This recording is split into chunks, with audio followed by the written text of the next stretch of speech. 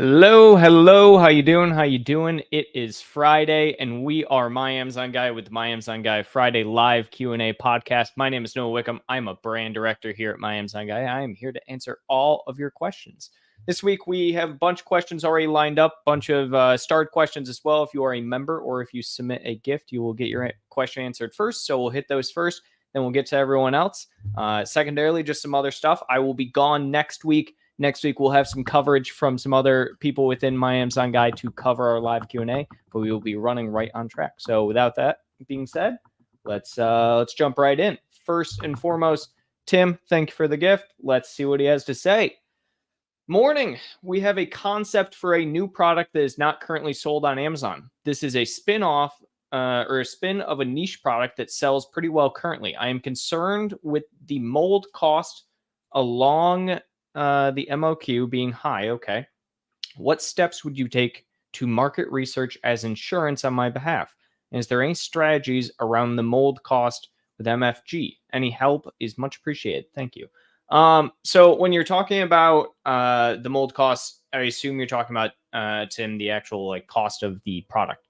So if you're talking about that and the aspect of, what can you do from a, market research for insurance, target broad with your actual product. That's going to be the big thing, especially when it comes to trying to grow the actual product. When it comes to the overall cost of it and market research for it, unfortunately, there's not much knowledge I have in that section when it comes to manufacturer, the cost of the product, and everything like that. The big thing is just going to come with volume. So the faster you can get sales moving on it, the faster you're going to overall decrease that cost up front. So that's probably where I would focus first and foremost. Get your sales volume up. Make sure you're actually targeting. If it is super niche, try and see if there's a way you can differentiate and put yourself into a less niche market, but still be applicable. It's something I do every so often with some brands if they have super niche. So if you're something where you're, I don't know,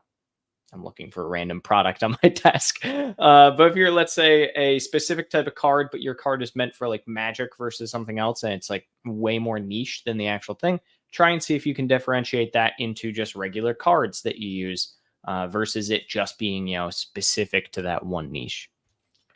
Next, we have Doug. Doug says, I just wanted to say thanks for sharing all of your we skipped around. Let's see, Doug. There we go.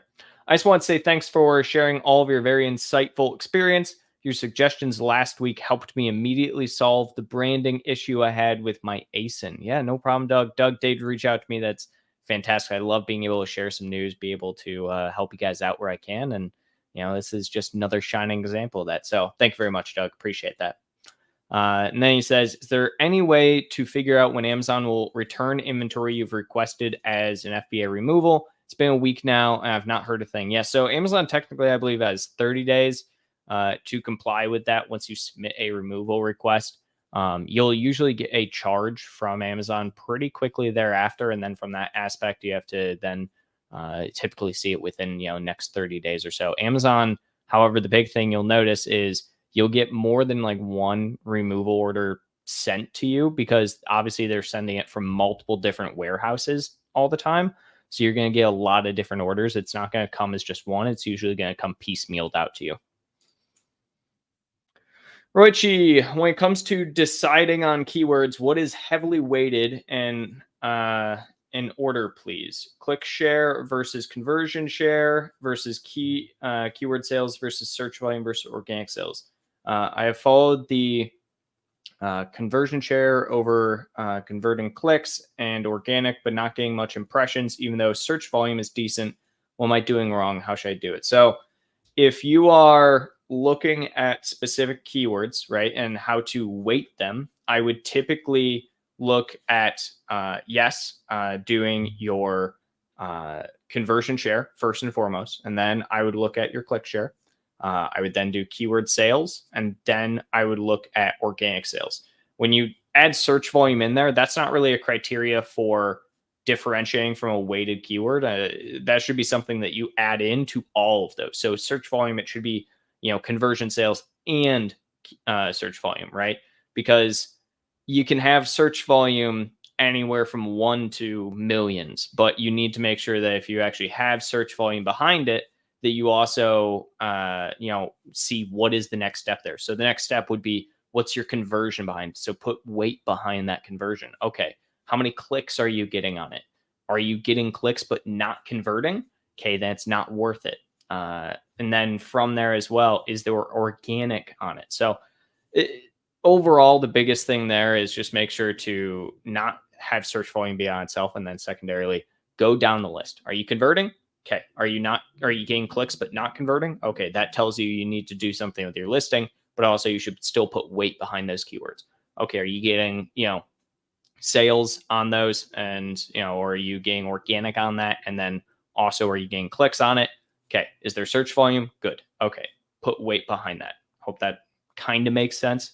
No, it was a little shaky there, but also what to look out for first, and so on. And then should I adjust my bids throughout the day? I see that bids are cheaper in the morning and evening, and higher in the day. I have more sales before 12 and 5 and a little during the day. Should I adjust my bids throughout the day so I can get more sales during the day, or lower my cost through the day time? I've also said don't play with it so much and leave it alone and wait for data, but I want to lower my costs. How do professionals do it versus amateurs?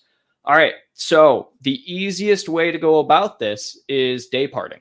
What you're essentially talking about right now is just day parting. What I would heavily suggest you do is set your bids really low, then do day parting for the times in which you are converting, add some percentage increase there. So whether it's 100%, 200%, whatever during your day parting hours. And then so during the hours in which it's super expensive and you're not getting any sales, you're also having super low bids. But during the day or times where it's not as expensive and you are getting sales, you day part and add to that so you have higher bids, so you're actually converting. So day parting is just what you need to do for your campaigns there. Let's see. Where are we at? Daniel.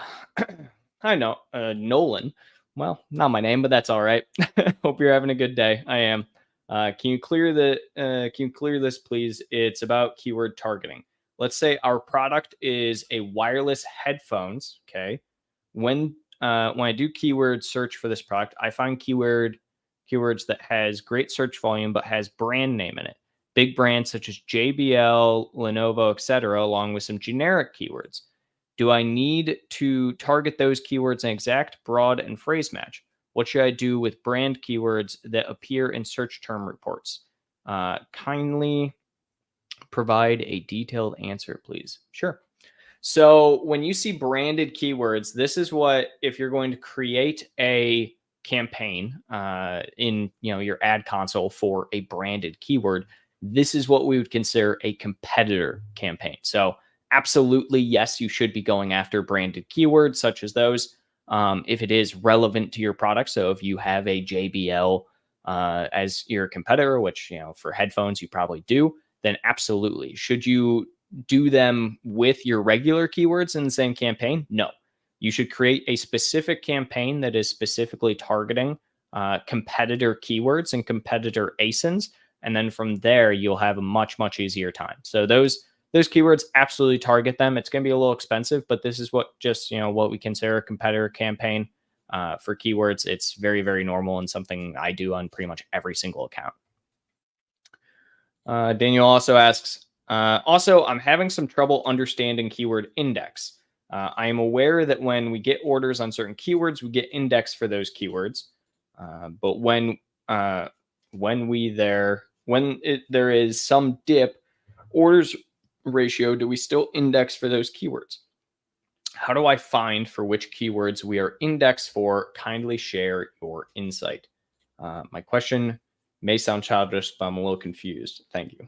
Doesn't sound childish at all. So indexing, keyword indexing, and ranking. So typically speaking, the way to look at it is that if you are organically ranked somewhere between 1 and 500 on a keyword, that is what we consider to be ranking. So it means that when someone searches a keyword, so if I search on Amazon, if I just go to Amazon right now, and I search the keyword balloons, which many of you know is my favorite example.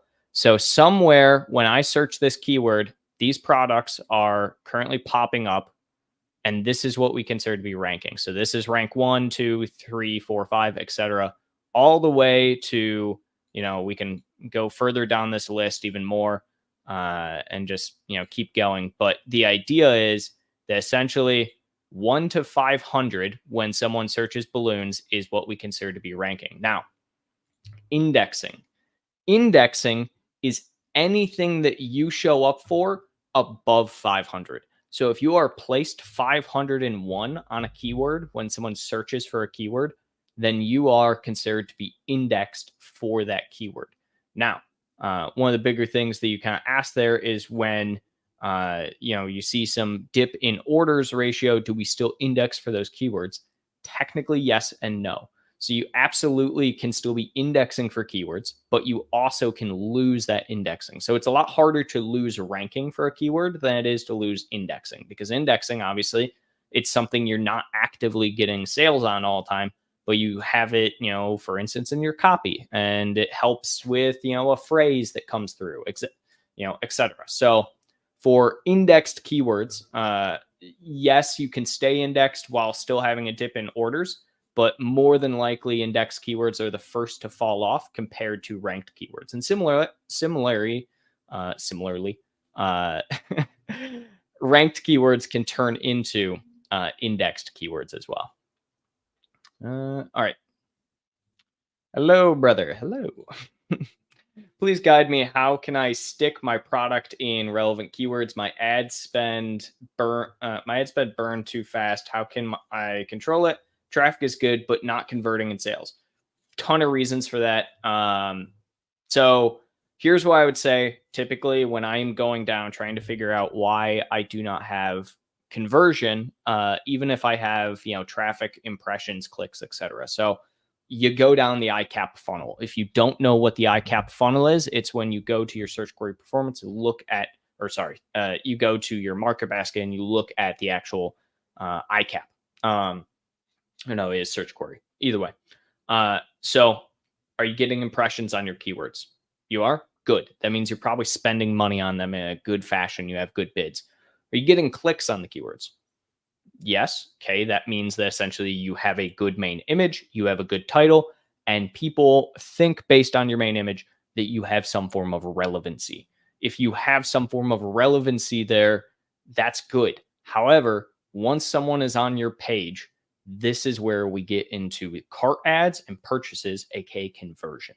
So, what I would check is first and foremost your ICAP. Check to see what your cart ad versus purchase ratio is. If you are still in the click share percentage, getting a lot of clicks, and then similarly getting a lot of those clicks to be cart ads, but then you're falling off on the purchase, that means that more than likely your product in some way, shape, or form is just too high priced. And I don't mean that in the sense of you need to lower your price. I just mean it in the sense of you probably have a lot of competition that is price competitive.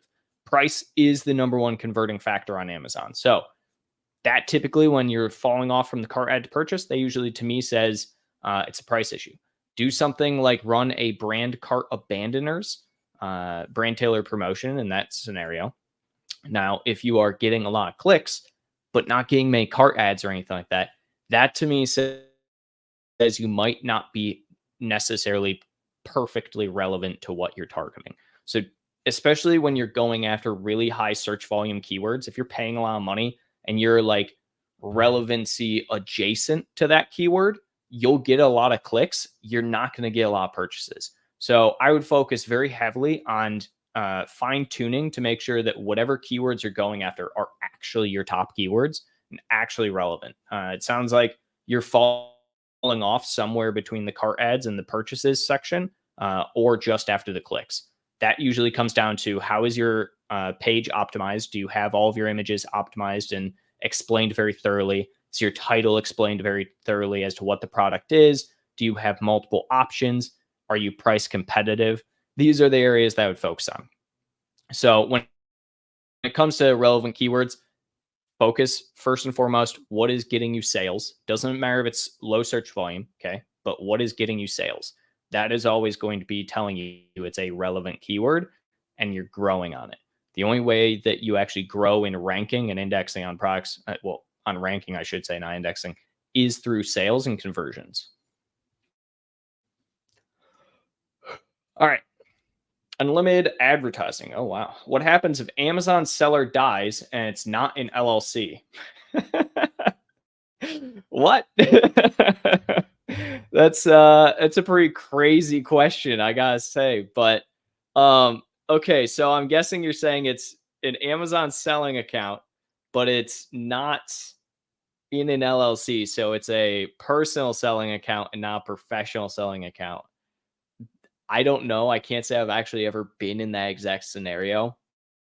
What I would assume is that you can't take it over if it's not an LLC. I have unfortunately worked with a brand before that the owner of the brand did pass away. And that was very difficult. We did get the owner's wife to then take ownership over the LLC. We changed out all of the information for the overall of what who the owner of the actual LLC is, of the Amazon account, etc.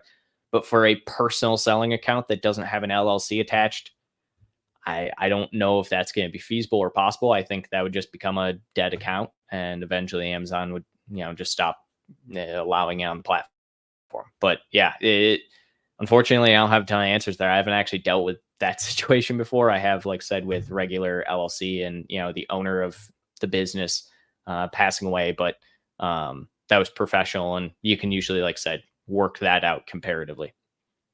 The only thing I could think is maybe I don't know, maybe take that and like a death certificate and send it to Amazon, let them know. But even then, if it's a personal selling account, not a professional one, Amazon would probably just say, hey, okay, create your own. Harris, how's it going? I am doing well. Just wanted to ask what the process of sending inventory to AWD warehouse. Does it have to be one ASIN in the whole shipment on a single pallet? And what are the minimum requirements to send it to Amazon? Other than that, if I send something to Amazon AWD warehouse and then they have to shift it to Amazon FBA, will Amazon charge me an inventory inbound placement fee? And it's been long since my Amazon guy had made a video regarding AWD, and it will be amazing to update people regarding this recent changing in shipping time and inbound fees. Plus, I love the new way you guys are putting out content, super short and very informative and to the point. Great job. Thank you. Appreciate that. I'm trying to do a little bit shorter videos. I know I used to be the king of 20-minute rambles, but trying to make sure I get things very precise. I know Steven is as well. So to answer your question about sending into AWD, no, it does not have to be a single ASIN. You can do multiple ASINs in a single shipment to AWD. If you send product into AWD and then you have to send it. So what was it?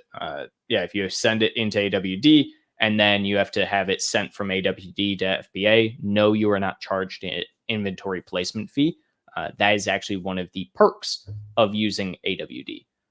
If you are wanting to send product into AWD, what I would suggest you do is literally just go to, let me pull this up real quick. Am I sharing the right tab? I am. Literally just go to your inventory, go to warehousing and distribution, and then, right here. So literally it's just this, and then you can literally just create a shipment from here. You can track your current shipments, see what's there. You can move inventory to, FBA, or if you have to move it to another warehouse, you can as well. So, and then you can set up your replenishments where they will automatically send product from AWD to FBA. So yeah, I can also make a video going over all that kind of stuff as well. Be happy to. Let's see. We got some more starred questions. Roichi, why do I have different inventory and sales data from manage orders, analytics, sales dashboard, manage inventory, and business reports, payment transaction, view download? None of them add up to my sales and inventory availability are all off. Which one is the most accurate? It depends on what you're trying to get. So essentially, the way to look at all of this, it depends on what you're trying to see. So like, you're never going to have a one-to-one matchup between something like your payments and your business reports, because your payment is post taking out all Amazon fees, right? Whereas, and on top of that, they usually hold on some fee as well. And then your business report is total sales throughout a day, but that is total sales pre-cancellation. So if cancellation happens, that changes things. Manage orders, same thing. So I guess they're all accurate in their own way for what you're trying to look at. The question I would have for you is, what are you trying to see? Are you trying to see what your total sales are? Are you trying to see how many orders you have? Trying to see how many cancellations you have? Are you trying to see what your actual payout is going to be? Are you trying to see how much inventory you have? All of those do different things, which is why they all have different numbers. So to be able to actually answer your question, I would just need to know, Rochi, like, what are you trying to see? All right, Jeff Allen. Seller Central will not allow me to update attributes and is showing a red error in bullet 1. No matter what I put in the bullet, I still get the error. This is new and I've never seen this before. It is happening with multiple brands and ASINs I work with. Are you updating on the back end, Jeff, or are you updating via flat file? Because if you're updating on the back end, what I would actually suggest you do is do a full update via flat file. I would even potentially do a delete and relist and then a full update via flat file. If it's not giving you a specific error code, which it doesn't sound like, or else you probably would list it. I mean, there are a couple error codes that have to do with updating bullets, but most of the time it has to do with updating bullets via flat file. So Amazon's back end, for anyone watching, anyone who cares, Amazon's back end, the Seller Central side of things it's bad. This whole thing here, it's not good at updating. If you want to, go to manage inventory and you want to find one of your products, right? And you want to edit a product, I just want to, let's say, edit this product, like edit listing. This whole back side of things with the product details, this is really bad at updating. And what I mean by that is you can add additions here and Amazon can just choose not to recognize it. It is why I am a firm believer and proponent of doing flat file updates if you are planning to update anything on a listing, because Amazon's backend, and this has been the case for 10 years now. I don't believe I have ever been like, yeah, this is super easy to use and it totally does what I want it to. So if you're having issues, Jeff, try a flat file delete relist update and hopefully that works. Rochi, so your keyword strategy is based on finding search volume first, then conversion share and so forth. Is that what you mean for reducing PPC by finding low search volume but higher converting keywords, share and keyword sales? But what if my organic is between 20 to 45? Yeah. So essentially what I mean there, Rochi, is yes, you're on the money, but also, yes, search volume is a bigger proponent in the sense that it makes no sense if you get you can advertise against a keyword that, I don't know, has a search volume of 10 per month, especially if you're getting, like a 90% conversion. But you need to understand that like search volume is literally how many people search for it. Then you have to take out a certain percentage of those people are probably not going to click on anything. And even if they do click on anything, they're not going to purchase. So what I mean by that is do a decent search volume, right? So if you have a conversion rate of, I don't know, 50, 80% on a low search volume keyword, yeah, go after it, but don't have that be your primary methodology, right? Conversion and trying to lower your overall cost when it comes to advertising will come largely down to your overall conversion, right? But it also comes into account of if you're just going after a bunch of keywords that have search volume of like 100 per month, how many of that 100 search volume are actually purchasing is something you need to take into consideration. Jeff, Amazon is also restricting some ASINs to 4 bullet points instead of 5. If you add the 5th bullet, you get a red error. Seller support doesn't know why and says to, hey, flat file upload. Do a flat file upload. Back end update. Yeah, I'm telling you, Jeff, flat file. If they are restricting, quote unquote, your ability, that typically means that in their eyes, there is already something there. Amazon's backend cannot show it to you, and they will still, for some reason, believe that it is there because their backend system is just bad. Just is. That's never going to change. Flat file is the way to go about it. There is a reason that there are entire software companies that their entire job is nothing but inventory and product updates without using Amazon's system and just doing it via API. And the reason is because that is a lot more useful and a lot more consistent than trying to use Amazon's own backend seller central system. Rochi again. I'm still not clear what day parting means. Are you saying increased bids during? Okay, so day parting. Let me just pull this up here for you, Roichi. When you are in Amazon's platform, Amazon has this little fun feature called day parting. So if I let me do this one, I think. Yeah. So if I share my screen, if I click on one of these campaigns, go into this campaign, there's this thing called budget rules. Now, under budget rules, we can add a new budget rule, and you'll see some things. You have two different types: type and schedule and performance. For schedule, you have this down here. So you have hours of the day, and you can run all day or choose a start time and end time. This is specifically what we're wanting to do. Now, Amazon has a little weird with their advertisements where you can, or for day parting, you can only do budget increases. So when you are doing a budget increase, that is during the time in which you are getting peak sales, in which you would want to do it. The rest of the time, you would want to get rid of the budget rule and just have, essentially your regular ads and your regular placements for the ad. So when I say day parting, budget rules.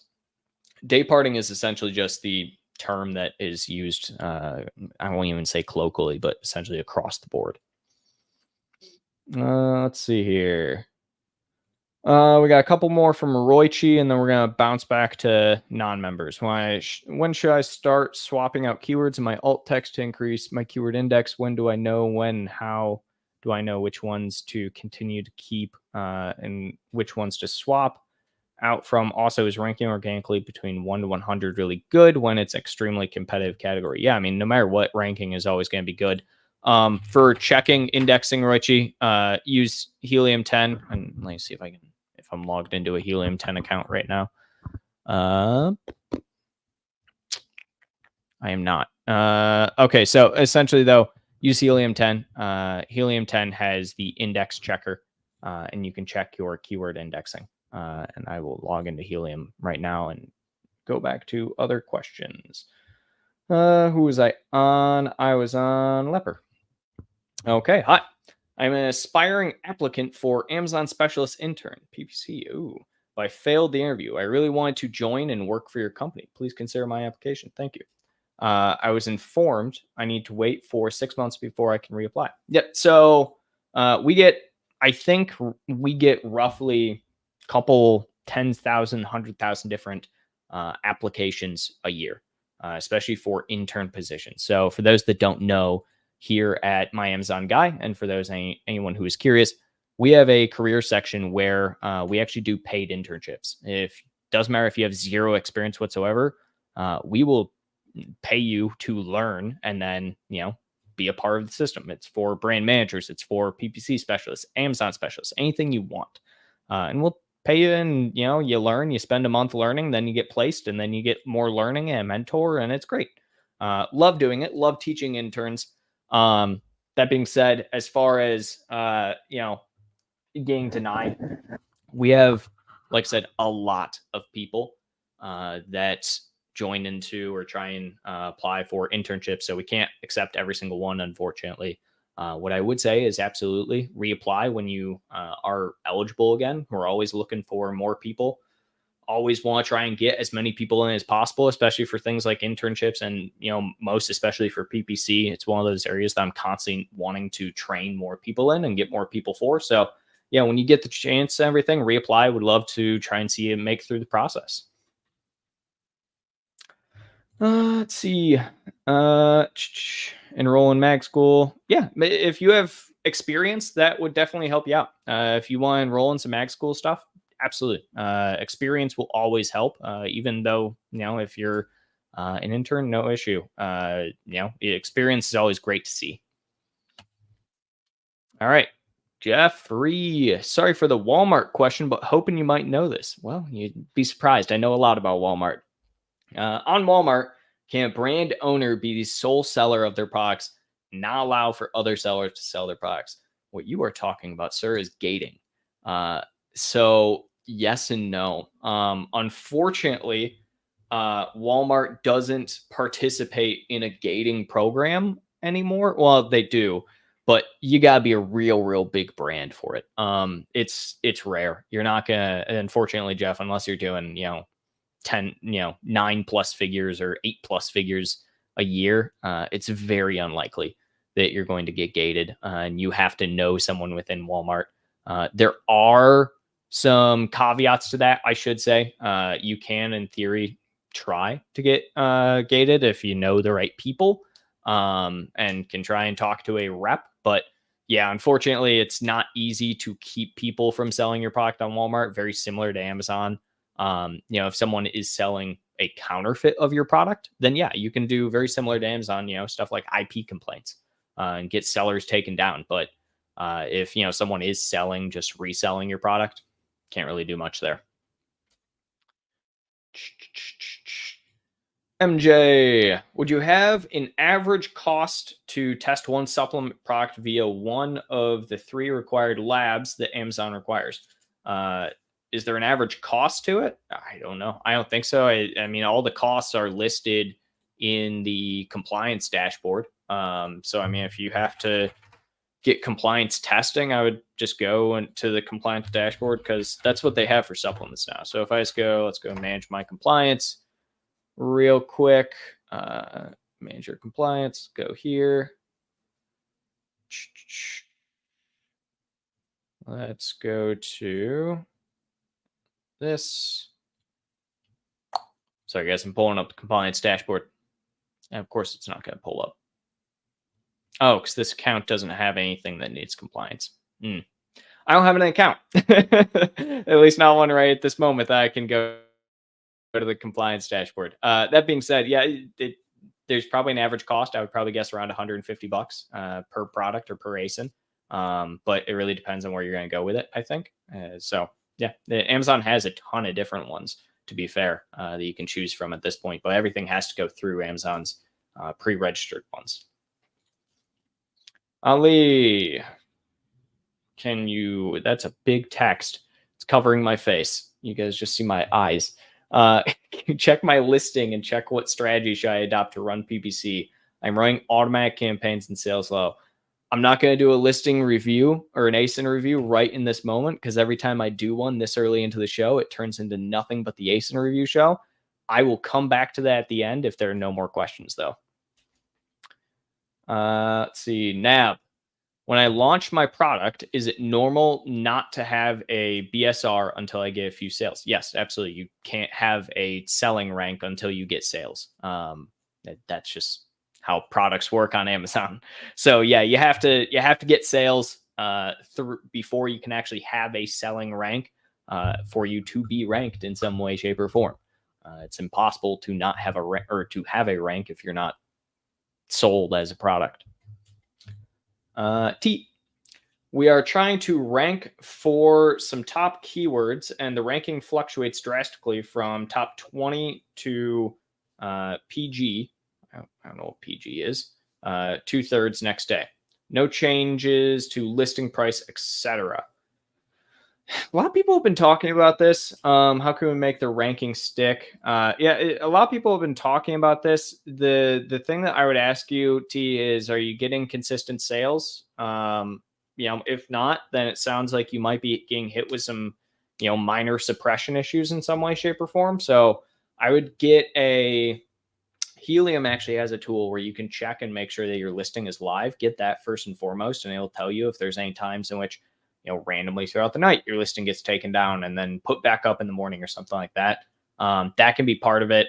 It can also be if you have any form of, sales fluctuation, that can definitely be a part of it as well. Secondarily, if there is sales fluctuation, especially with like advertising, check to see if someone else is doing, for instance, like day parting on like your top keywords and, they just are overtaking you during a certain part of the day and you guys are swapping places consistently. That can also be happening. So outside of that, I don't have much else there. I would have to see exactly what you're kind of facing, what you're happening, and what your sales volume looks like. CB, if the address under tax information and the address under legal entity aren't an exact match, will it trigger a deactivation at some point? I'm going to answer this carefully because the answer is it's just kind of. My best advice when it comes to information matching on your documents is that every single aspect of your documents matches the exact same way. For tax information and legal entity, technically those are two that I would probably want to match everything at all times. I have seen people get deactivated or hit with, like, for instance, the Inform Act, where you have to submit documentation and you have to say, hey, here's me and all this stuff, right? I've seen people get hit with that and then get fully deactivated because their address on one document is 123 capital N North Street. And another document is 123 lowercase n North Street.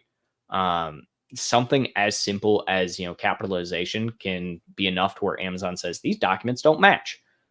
So yeah, if you had that, I would definitely look to see if you can get change. There's no reason you can't, especially if one of those addresses is correct. You should, in fact, just from also a legal standpoint of you want to match your EIN to your business, but it's not going to effectively get you deactivated until you're up for, Amazon being like, hey, you got to reapply for the Inform Act and all that stuff. So until they do that, which they're going to do that regardless of your documents matching or not.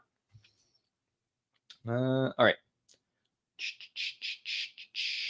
Rochi, if between 10 to 35 good indexing in this market, where do I find I'm indexing versus ranking on keywords? Again, index checker, Roichi, on Helium 10. It'll help you a lot. Josh, how do you do Amazon brand registry? So for brand registry, this is kind of like a super new seller question. So I love this kind of question. So for brand registry, you have to have either a current trademark or a pending trademark of some kind. So that means submitting trademark documentation to the USPTO, getting the pending status of it, not a direct, them saying no immediately, but pending trademark status, because it can take a long time. You then submit that pending trademark status to brand registry. From there, you can become a brand registered brand. Now, the one thing I will always warn everyone, that also means that if they deny your trademark status in the USPTO, your brand registry can be ripped away from you. So take all of that with, a grain of salt in that capacity. But the actual process itself is fairly simple. You just have to make sure you have that trademark documentation. You submit into brand registry for the brand name that you are trying. Also do a brand registry check beforehand to make sure that there isn't someone else that has like a one-letter difference brand, because Amazon will deny you if your brand is too close to another one. So like, if you're selling Sony headphones or your brand name is Sony's or Sonny's headphones, when there's already a Sony's headphones, two ends versus one type of thing. Also on that, if you need help with trademark services, if you need help with brand registry services, feel free to check out our website. We have services for submitting, filing, doing the entire process of trademark as well for people. So absolutely check that out. More than happy to help you. And I think our service is cheaper than pretty much every other service that does trademark with the USPTO. Plus, we'll also do the brand registry for you. Thinkrish, I have stranded inventory. Now I started receiving some of my products. Instead of Amazon putting them back for sale, they're sending them to me. How can I fix this issue? Thank you. Yeah, so Thinkrish, that sounds like you have automatic removals set up for stranded inventory. So you're going to want to go to, what is it? I think you got to go to your stranded inventory. Let me look at this. This is one of those situations where I'm not 100% positive on the exact route to get there. Auto removal settings. I don't have any stranded inventory on this account, so I can't even get to the stranded inventory screen. So here's what you're going to do, thinkers. You're going to go to your strand inventory. Up at the top right, there should be a inventory removal settings. From there, it's going to have automated removal settings, and everything for unfulfillable is automated or automatically removed at this point in time. So what I would definitely advise you to do there, essentially turn off any automated removal for stranded. Amazon still is going to try and remove it, unfortunately. But if you get stranded inventory of any kind, you need to be on top of that when it comes to fixing stranded inventory and putting it back. Looking right now, I don't have on this account stranded inventory, so this is kind of a pain in the butt. Let me make a video for you, Thinkrish, just to walk through the entire process. It'll be, I don't know, a 2-minute video, if that. But essentially, it's just turning off one setting for the products. Let me get some water here.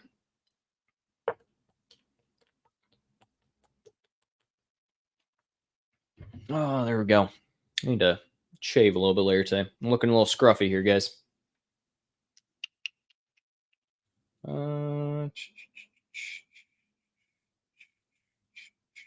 MJS, there we go. Found it. Thank you for trying. I will look on the compliance dashboard. Appreciate the answer. No problem.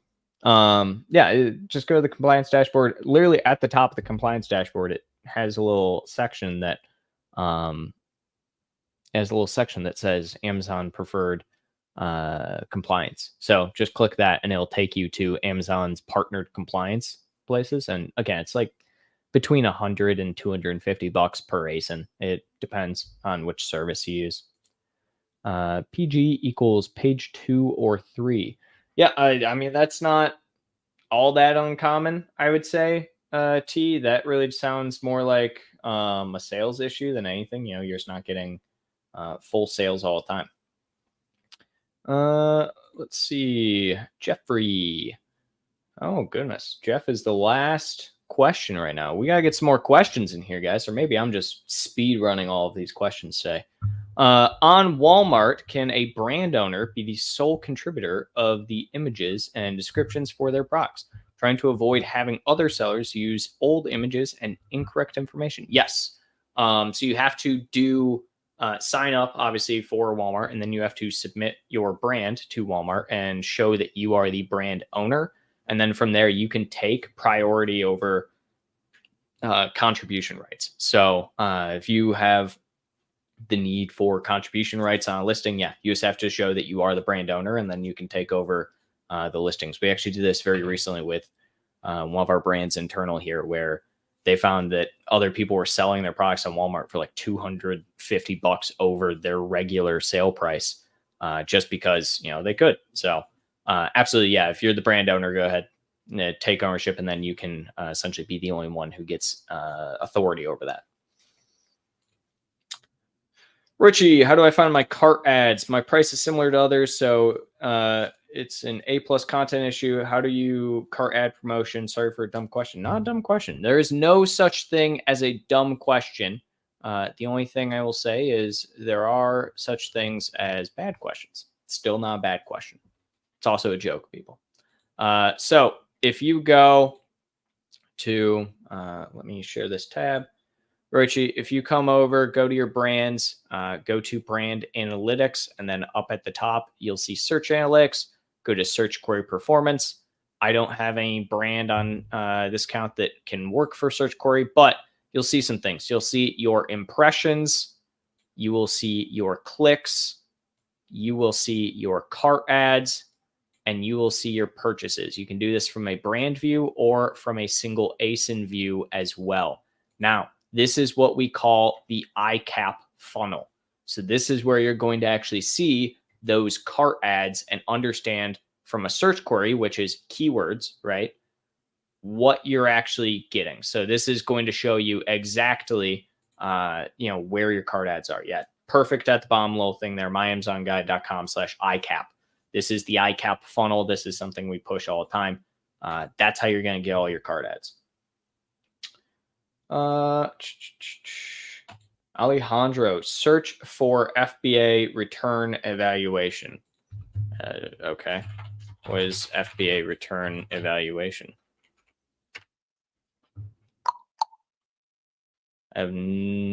Shows nothing here, Alejandro. Are you asking a question, or are you just wanting me to look for something? Either way. I don't know what any of these are, Divine. These aren't questions, but okay. Josh, having trouble with default PTC code. It makes me have to add the product tax setting to each ASIN. Any advice? Yeah, that's pretty normal. Sorry, there was something out my window. Yeah, Josh, that's fairly normal. You're supposed to have to add that to every ASIN. I would do it just upload via flat file. It makes it so much faster. When you say you're having trouble with the default of it, are you saying that it's just not applying? Or if you have a special code, then yeah, you're supposed, or a special type of setting, then yeah, you're going to have to apply it to each ASIN. But if it's specifically just supposed to be the default, what I would do there is I would send a message to seller support, let them know that it is not defaulting the way that it should, and that your products all should be within compliance for that. So hopefully that kind of helps. D Hunt, how do I tell if my listing is indexing for certain keywords? Today is the question for indexing. That is what the name of this pod is going to be when I am done, is the indexing pod. All right, people, stay with me now. So I'll share my screen. Helium 10. Look at your tools. On Helium 10, there's this little thing called listing optimization. Under listing optimization, there's this little thing called index checker with keyword index checker. Now we're going to click on that tool, and from this tool, if it'll load, okay, you can put in your ASIN. You can even put in your seller ID. You can even upload keyword list. And this is going to show you your traditional field, storefront, and cumulative indexing on your ASINs. This is what I would use for checking if you are indexing on specific keywords. Secondarily to that as well, past that, I would definitely go into Cerebro. Now, Cerebro is a little different. Let's say I take, I don't know, I'm just going to take this random product I just clicked on, me and my balloons. You can take your ASIN Cerebro. You can get keywords. From Cerebro, when you get these keywords, I probably could have just used one of these random ones, but nonetheless, so when you get these keywords in Cerebro, if it ever loads, it's going to show you on the right here some interesting data. So first and foremost, you can see your total keywords. You can see a distribution between organic and paid keywords. Organic keywords are keywords that you are organically ranking for at any time. Paid are keywords that you are ranking for from paid perspective. So you are advertising against that keyword. Now, something to look at is on the right over here, you'll see sponsored rank, organic rank. So again, you can see keywords that you are organically ranking. So this random product, so if we look over here on Amazon, this random product, which is pink and purple balloons, something or other, right? If you notice, it is ranking organically for Peanuts balloons. So if we take Peanuts balloons and we go over to Amazon, instead of balloons, we do Peanuts balloons, should in theory pop up here, which I believe this is actually the same product, just a different variation of it. So all of your variations are going to be within one. So if we go back here, you'll see it was this one. So this product right here is actually rank 1 right now instead of rank 2, like Helium saying from an organic perspective. So I'm going to say, use Cerebro, use your index checker. That's how you're going to check for your indexing. That's how you're going to check for your ranking. Let's see. A Marshall. ASIN on Amazon not getting sales. If I add unique details on my product, nail polish with antimicrobial properties, okay. Listing is removed as pesticide, okay. Yeah, you have antimicrobial. How to talk about product without words that violate. Look up specifically what words are going to, so you can find online a million different lists of Amazon restricted product terms. Antimicrobial is one. I would also, if you want to use keywords like that, say and apply to Amazon that you are not a pesticide and you don't belong in the pesticide category. I wouldn't just kind of be like, ah, yeah, sorry, and allow them to keep doing that. I would definitely go against, because yeah, nail polish is not a pesticide. So you can absolutely tell Amazon that no, this is not a pesticide. No, it does not deserve to be placed in the pesticide market. Roichi, I want to merge ASIN variations and for reviews to be merged. The difference is color and size, but I heard that even in those cases, reviews don't merge. Why is that? Reviews will merge with color and size. I don't know where you're hearing that, but so if you want to merge ASIN variations, can't talk today, goodness. You go through the same process as a regular merge. The only thing that you have to understand is that if you're merging products that are not the same, Amazon is likely to not merge them. So when you're asking to merge, let's say, I don't know, I always look for a product on my desk, but I really keep a clean desk, so it's hard. A stress ball and a pack card. So if I'm wanting to like merge these two together into one listing, right? Amazon's probably not going to let that happen.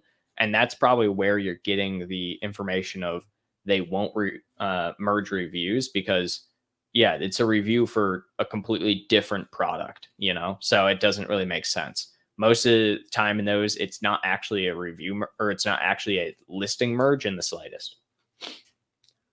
Josh, can I add my product to Amazon under my brand name if it is not yet brand registered? Also, will it limit my ability to make ads? Yes, so you can add products to a brand name that is not brand registered. You would just create the listing with the brand name. That being said, is it super easy to change the brand name on that listing if you're, a hijacker of some kind? Yeah. It having a non-brand registered brand name is kind of the equivalent of like having a generic product. Like, yeah, you can say that something is quote unquote brand registered, but it's just not. So yeah, short answer, yes, technically. Long answer is you're going to have a lot of headaches no matter what, because it's technically going to be considered like generic to anyone that knows anything about changing listing attributes and changing the brand name on listings. All right. That is caught up for questions. So as I said earlier, I'll do this ASIN review. Let me look at this. So the exact question for this ASIN review was, can you please check my listing and check what strategy should I adopt to run PPC? I am running automatic campaign and sales are low. Yeah. Okay. So a couple of things that I will first and foremost say has probably next to nothing to do just your PPC. So let's talk about your main image.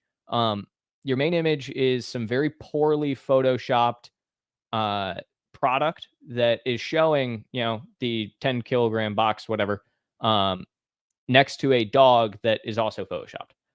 This image does nothing for me. To be honest, if I was just looking at this, I would think these are like bricks or something. I would have no idea. So what I'm going to tell you is, first and foremost, change your main image. You can do a lot here. I would definitely, if this is coming in a box, a 10 kilogram box, put the box here. Okay. Put the box here, add the product coming out of the box, or even just stacked in the box in some way. Add some keywords to the box that says 10 kilogram dog food, or, raw dog food, chicken mince, like this keyword right here. Add that to a box. Yeah. Keep a dog next to it. That's fine. But definitely got to do something here. Same thing here. This does, again, nothing for me. This one's decent. I would add this as like a secondary image. I would add this as a third image. Again, this does nothing for me. This does nothing for me. This does nothing for me. So get rid of these three images and this image, change this image. I would do a lifestyle photo that's similar to this, but probably a little bit better. Your main image needs a lot of work. Secondarily, you're decent on number of bullets, so you're using all your bullets. I mean, down here, you definitely can add more because each of these bullets can be fully utilized. So I would just add more to your bullets. You have a ton of keywords here, but you just add more. Your title has nothing in it. Update your title, figure out what your top 20 different keywords you're going for are. Max out your title between 150 and 200 characters. I would also get Helium 10 just because, I mean, for instance, listing health score, this will tell you a lot of like what's wrong with your title. Right now you're at 57. You should be at 150 minimum. Description is more than 1,000 characters. You're at 408. I haven't even gotten to the description. So let's head down there. Yeah, same thing. This is an area where you can be adding keywords.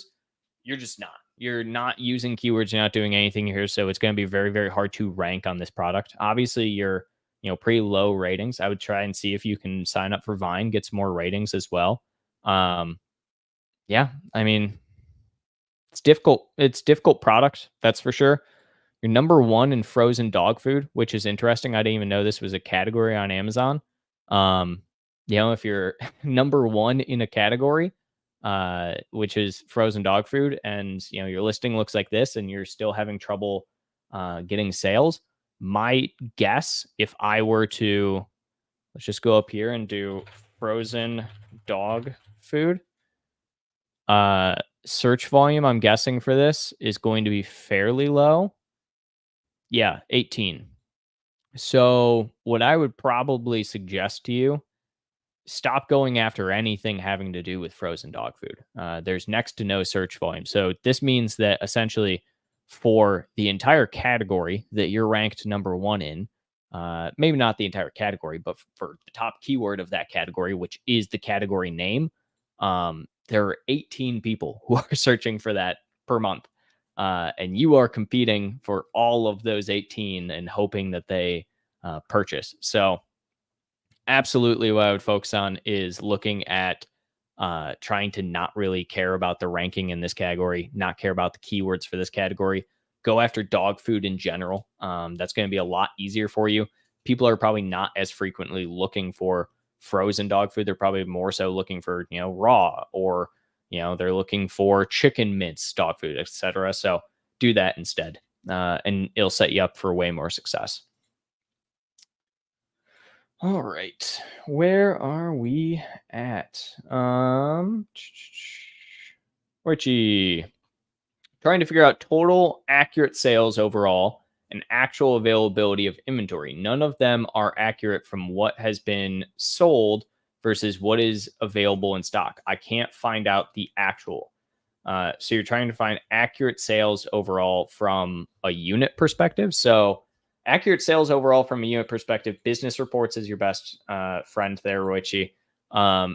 If you're having issues from like business reports to what's in inventory, check to make sure that your inventory, if you're like FBA, do you have any canceled orders? Are you waiting on returns of any kind? Do you have inventory or orders that are waiting to be fulfilled? Like there's a lot of areas where available inventory cannot match technical sales, especially if you have, again, returns, etc. Are you higher or lower? Let's see, correct number of what is really left in inventory. That's always going to be in your inventory screen.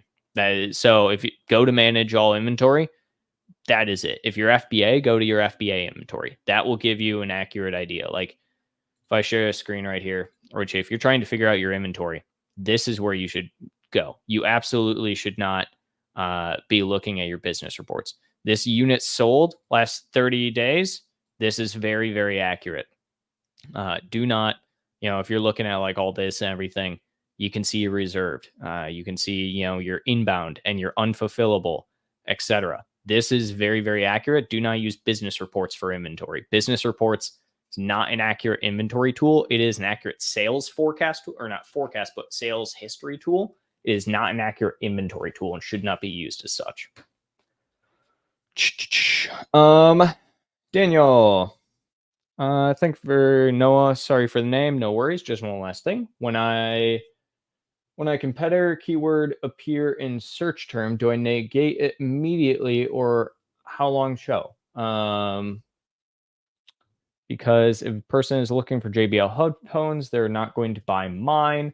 Apart from that, there are also some competitors. They're not very popular or has less first page presence. Should I get those targeted? Should I target those branded keywords more? First off, you don't know for a fact that someone isn't going to buy your headphones when they're looking for JBL, especially if your headphones are cheaper than JBL headphones. The reason I say that is because somebody might be like, oh, I want JBL headphones because I've heard about those. They search for JBL headphones. Then they realize, oh, these are $200. But then they see your headphones that are, I don't know, $100 or something. Like, these look about right. And purchase yours instead. So I would still technically go after those keywords. You don't have to bid super high on them, but they will definitely have some form of fruit at some point. Then for not very popular, brands, yeah, you can go after them. But again, the big thing is I would probably go after the ASIN for like product page targeting if they don't have much like search volume for brand name. Their brand name probably isn't going to be super search heavy. So yeah, that's how I would probably go about it. Daniel. Richie, even Amazon rep can't give me an answer when what I sent versus what is left after all sales have gone through. Yeah, I mean, Richie, if you want to send me an email at the podcast thing, I'm happy to look into it. But yeah, inventory, look at your inventory page. That should tell you exactly what is in inventory at that time. I would also pull a fulfillment report as well. Your fulfillment report will be extremely accurate. Secondarily, I did work with one brand years ago at this point in time where they had the biggest FBA inventory cluster I have ever seen. They were missing, tens of thousands of units at times. And it turned out had nothing to do with Amazon. It was all internal for their reporting. So what I would say there is if you're doing FBM, especially check your own reporting, make sure it's accurate. Doug, do you know anything about getting an invitation to be an Amazon Vine reviewer? If so, do you have any tips? There's no real trick to it. The issue in this day and age is there's so many people. Because a few years ago, especially like around, the time of, pandemic and all that jazz, 2020, whatever. Around that time, a lot of people were peddling becoming like an Amazon Vine reviewer and, become an Amazon influencer and everything as like a side hustle type thing. So it's such an overinflated thing in this day and age. So it's difficult there, Doug. I don't have any specific advice for it, unfortunately. The big thing is just keep putting in your application, hope for the best. But if you have a ton of like following, for instance, that actually might help in some cases as well. Daniel, thank you very much. Sorry for the name mistake. If a competitor keyword appear in search term, do I negate immediate? Okay. This I already answered that one. Doug, should I put my brand name in my bullets and description? Do you have search volume for your brand name? Are you not ranked number one for your brand name? Do you need to rank number one for there's a lot of questions there, Doug. It's not going to help you a ton, to be entirely honest with you, unless you absolutely need to, because you're not indexing or ranking for your brand name for some reason. That can kind of help with that. But, if you don't have a ton of search volume, like, and when I say a ton, I mean like over 10K for your brand name, having it in more places isn't going to help. And if you have over 10K, you should already be ranked one for it. And if you're not, then that's a bigger problem. But yeah, it's not going to help a ton. V, I was creating an FBA shipment and mistakenly keyed in the same SKU for an existing product. Okay. Please, how do I rectify this? Same SKU for an existing product. So are you saying essentially you add the wrong product into your FBA shipment? I mean, if that's the case, cancel the FBA shipment. You can do that within 24 hours. If you are past the FBA shipment cancellation window, send Amazon Seller Support a message, ask them to gracefully cancel it this one time. They usually give you one or two times before they're like, no, do better. They'll give you a little slap on the wrist saying, hey, you got, make sure you get it correct next time.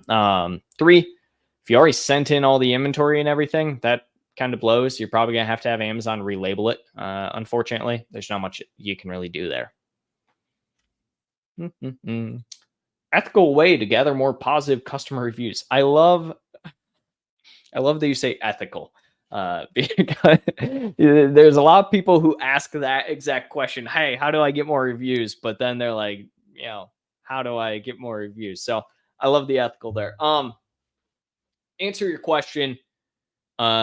Review generation, add inserts into your product packaging asking for review. Do not add any discounts with that, but ask for it. Make it super simple for the customer. It just comes with sales and time, unfortunately. I would say for every, 100 sales, expect maybe 5 reviews. I mean, it's like a 5% review rate. If a 5% review rate is pretty decent, to be honest.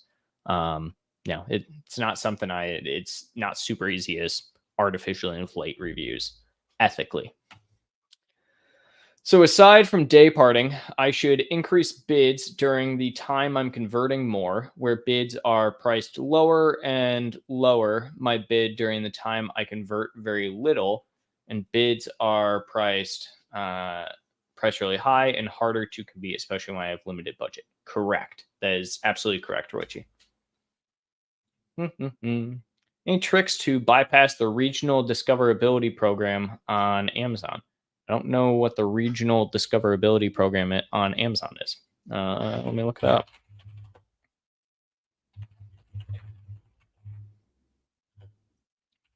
Well, I'll tell you this much. Amazon also doesn't know what the regional discoverability program is.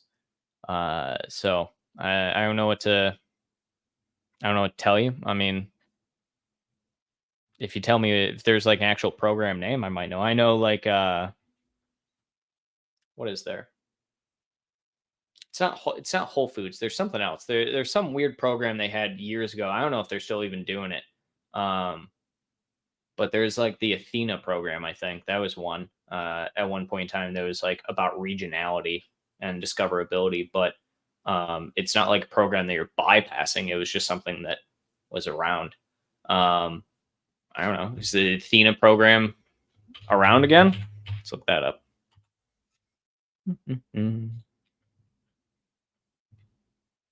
No. Apollo and Athena pilot programs, terms, conditions. Oh, so they're bringing the Athena program back with what is Apollo? This is a good one. I'm getting to learn something here. I love that. Run the following dates: September 9th to 15th. Okay, and it's in-store incentives. You have a fee waiver. Why would you want to bypass this exactly? I guess maybe I'm not understanding what you're trying to get after here, unless maybe I just don't understand and it's not. Here it is.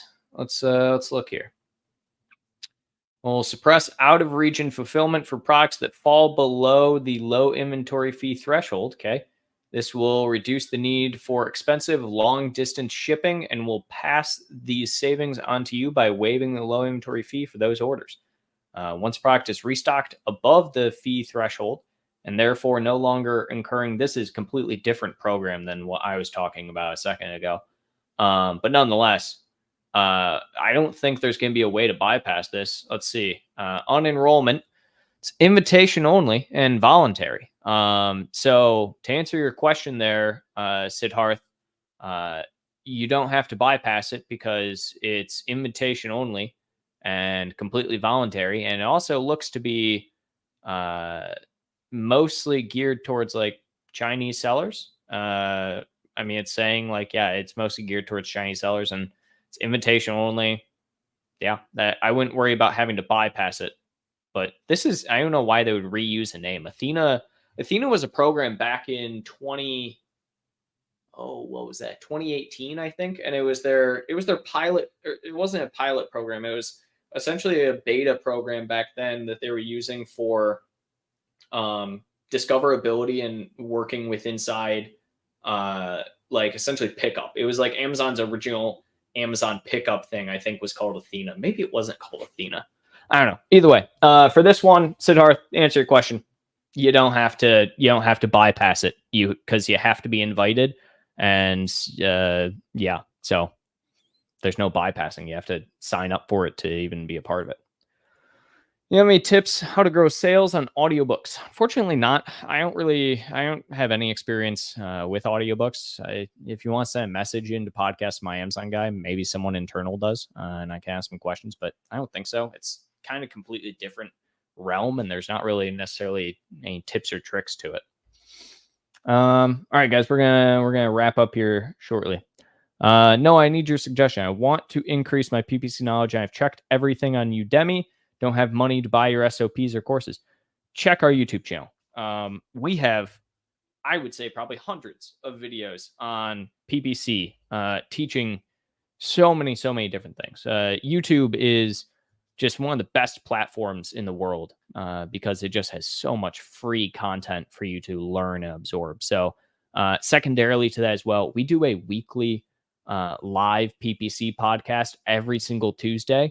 I would absolutely go and follow that. Check out every one of our past live streams. We've been doing it for like over a year at this point. So there's tons of historical data there, tons of, teachings and knowledge and everything like that. So if you're looking for PPC knowledge, definitely check out that live. I believe we do it every single Tuesday.